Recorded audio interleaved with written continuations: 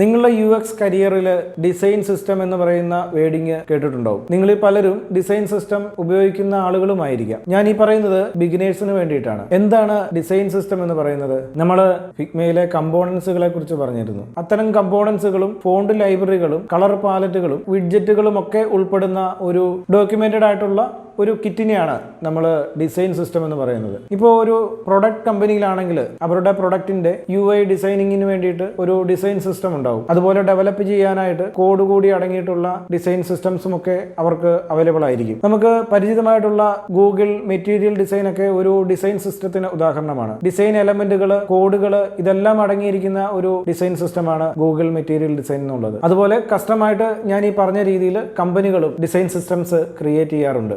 Designers ആയിട്ടുള്ള നമ്മളും ഫിഗ്മയിൽ ഒരു ലോക്കൽ ഡിസൈൻ സിസ്റ്റം ക്രിയേറ്റ് ചെയ്യണം. അതിൽ നിന്നാണ് നമ്മൾ ഒരു വലിയ ഡിസൈൻ സിസ്റ്റത്തിലേക്കുള്ള പാത്ത് ആരംഭിക്കുന്നത്. ഇത്തരം ഡിസൈൻ സിസ്റ്റംസ് മിക്കപ്പോഴും കമ്പനികളിൽ ഒരു ലോക്കൽ സെർവറിലോ അല്ലെങ്കിൽ പബ്ലിക് ആണെങ്കിൽ ഒരു പബ്ലിക് സെർവറിലോ ഒക്കെ ആയിരിക്കും ഹോസ്റ്റ് ചെയ്യുക. എന്തിനാണ് ഈ ഒരു ഡിസൈൻ സിസ്റ്റം എന്ന് ചോദിച്ചു കഴിഞ്ഞാൽ നമ്മളുടെ ഡിസൈനിന്റെ കൺസിസ്റ്റൻസി നിലനിർത്താനായിട്ട് ഈ ഒരു ഡിസൈൻ സിസ്റ്റം വളരെ ഗുണകരമായിട്ടുള്ള ഒരു കാര്യമാണ്. ഇത്തരം ഒരു ഡിസൈൻ സിസ്റ്റം ഇല്ല എന്നുണ്ടെങ്കിൽ നമ്മൾ ആദ്യം ചെയ്ത ഡിസൈൻ ആയിരിക്കില്ല ഒരു 3-4 വേർഷൻ കഴിയുമ്പോൾ ഉണ്ടാകുന്ന ഡിസൈനിന്റെ സ്റ്റൈലൊക്കെ മാറും, കളറുകൾ മാറും. ഓരോ ഡെവലപ്പേഴ്സും ഓരോ ഇഷ്ടമുള്ള ഡിസൈൻസ് ആഡ് ചെയ്യാൻ നോക്കും. ഓരോ ബട്ടണും പല കളറുകളൊക്കെ വരും.